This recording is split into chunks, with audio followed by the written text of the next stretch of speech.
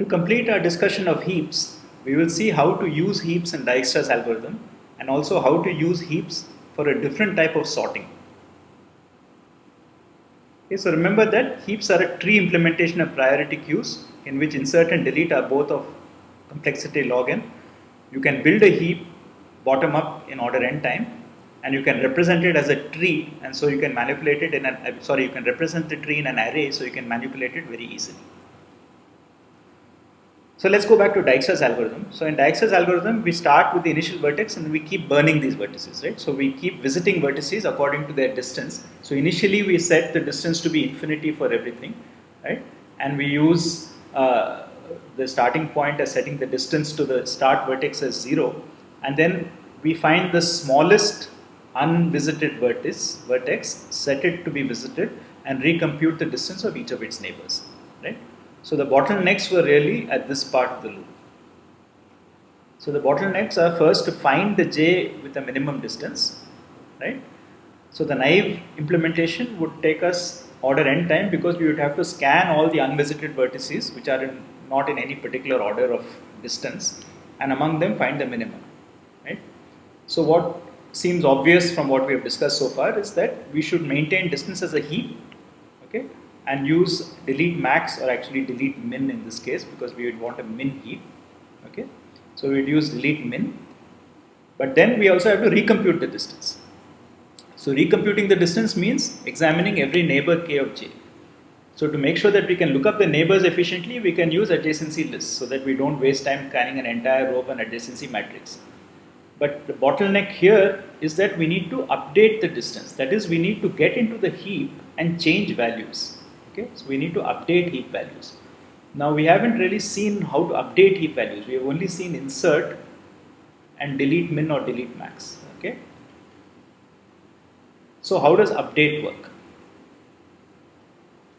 Right. So supposing we want to change this value from 12 to 44.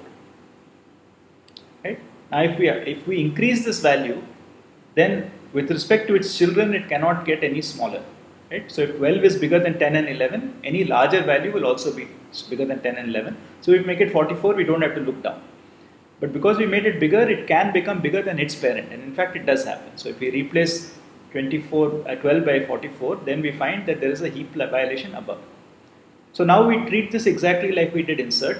We look at the parent and swap. Okay, so we fix this violation upwards. Okay, so now we look and we have got 44 here. And now we have to check whether it violates anything with its parent, okay, and it does, so we exchange that, and finally when it stops, when either there are no more violations or when we reach the root, in which case we can't go up any further, right? So increasing a value, you fix violations upwards, because in increasing a value you cannot become smaller than your children, but you can become bigger than your parent. The other type of change is to decrease a value. So supposing I take this 33 and I make it 9. Now again, by the same logic, because 33 was smaller than 44, 9 will also be smaller than 44. Any value smaller than 33 cannot create a violation up, so I must look down. Right? So if I bring it down to 9, then of course there is a problem between 33 and 24. Right? So if this is my new value, I have to check with its two children and take the biggest one up. In this case, it's 24. Right? So now having come here, I need to now check its two children and take the biggest one up, in which case it's 11, and so this is how it works. Right? So when I update values and decrease a value, I have to fix violations downwards, because reducing a value cannot make it work bigger than its parent, but it can make it smaller than one of its two children. So if you look at Dijkstra's algorithm, the way it works is we take a vertex j and say update its distance. Right? So we have to update the distance of some vertex j which is somewhere in the heap. Right? So what our previous example showed us is if we put our finger on the node in the heap and change its value, we know how to adjust the heap. But how do we find where j is in the heap? Right? So where is j located? So we need this extra information to be kept separately. Right? So we will keep two new arrays, okay, pointing from the nodes which are 1 to n to the heap which is 0 to n minus 1, and vice versa from the heap which is 0 to n to the nodes. Okay, so here in this picture, right, these two things are drawn in different colors. So the red labels against a node indicate the vertex. So 44 represents the distance of vertex 8. Okay, And to indicate that, we have an array saying that in node to heap saying that the node 8 in the graph is vertex 0 in the heap. Similarly, if I look at this, it says that this vertex is 3. So the vertex 3 in my graph is node 6, okay, in my heap. Conversely, if I am in the heap and if I am at node 4, which is represented in blue, then which vertex does this correspond to? Okay, so it says that the node 4 in the heap corresponds to vertex 5. So from the heap, given the index of a node in the heap, which node in the graph does it correspond to? Okay, so we have these two extra things which we set up, and we have to update this when we do our swaps or inserts. Right? So now, for instance, supposing we have this previous thing and we want to make this 33 into 9. Okay, so our goal is to reduce 33 to 9, which we did in the previous step. Now let's do this. So now when I do this, I need to go down to its two children in the heap and recognize that this 24 must change. Now since 24 must change, I must know also how to update it. So 24 is node 3 in the heap. So node 3 is vertex 2. Okay, so I have to go to vertex 2 here.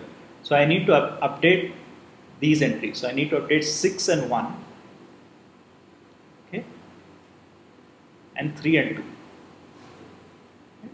So therefore, when I exchange the 9 and the 24, I must also exchange the 6 and the 2. I must say that now vertex 2 in my graph is now at node 1 in the tree, and vertex 6 in my graph is now at node 3 in the tree. Conversely, node 1 in the tree points to vertex 6, node 3 in the tree points to vertex 2, node 3 points to vertex 6, right? So after this update, basically these two values have got exchanged from what they were previously. Okay? So in addition to swapping at this level, I also have to recognize that this swap happened. Okay? Now I do one more swap because 9 and 11 have to swap. So now I will swap the entries for 3, 6 and 8, 9, and similarly here 6, 3 and 9, 8, right? So the entries correspond to vertex 6 and vertex 9 and node 3 and node 8, right? So vertex 6, vertex 9, node 3 and node 8, these have to be swapped. Right? So by keeping these two extra arrays, right, I can do these updates very easily because I have a way of going backwards and forwards between the heap index and the node index. And unless I do this, I cannot really use this for Dijkstra's algorithm, because Dijkstra's algorithm will ask us to update a value in the heap, but I need to know which value in the heap I need to update. The update can be done using this upward or downward manipulation exactly like insert or delete max, but the real problem is identifying where the update starts. So as we saw before, now we can use this heap with this update operation and find the minimum time vertex in log n time. Okay? And because we have adjacency lists, right, over all the loops, updating the burn times takes log n time per edge, and they are totally order m edges. So overall we get n log n for finding the minimum n times, and m log n for updating the minimum m times. So n plus m log n. Okay? You can use a similar strategy for Prim's algorithm. Okay? In Prim's algorithm, the only the notion of distance is not the same. We don't accumulate the distance. We look at the cost of the actual edge. Okay? But still, we need to track the minimum cost edge connecting a node to a tree, to the current tree, and then we need to update these things after we add this edge to the tree. Right? So exactly the same idea of using a min heap with updates we'll use for getting Prim's algorithm also down to the same complexity as Dijkstra's algorithm. So before we leave heaps, let us see how to use heaps to sort. Okay? So we want to sort a list of values. So what we can do is we can first build a heap. Right? So we now start with some arbitrary sequence of values x1 to xn, and then we build a heap, and will possibly get reordered in some way as xi1, xi2 to xin. But this is not in sort order, this is in heap order. That is, we know that the maximum is at the left and so on. Now I do a delete max and I pull this guy out. Okay? So I know that this is the maximum. Then after this something will come to the front. Okay?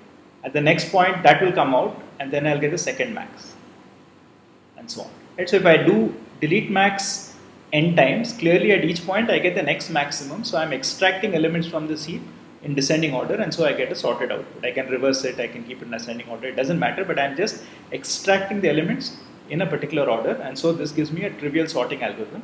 Now each extraction takes log n time because it's a delete time. delete max, right? Or a delete min, depending on what type of heap you're using. So you do n such extractions. So in n log n time, you can get the elements out in sorted order. And to put them in, you took only order n time. So overall, it's order n log n time. There is a small subtle thing that you can ask about this. The question is, where do these values go, right? So initially in the first iteration, if I have my heap looking like this, okay, this is my maximum.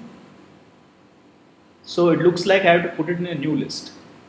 Okay, but what happens after this step is that this value gets inserted here and then it percolates down via the heapify fix operation, right? So when I delete the value at the root, I take the last leaf, put its value in the root, and then I push it down so that all the heap properties are there. And after this, now my heap only looks like this because this value is gone. Okay, so my heap ends with n minus 1. So I have a place in my array which is not being used anymore for the next delete max, because the next delete max involves only n minus 1 operations.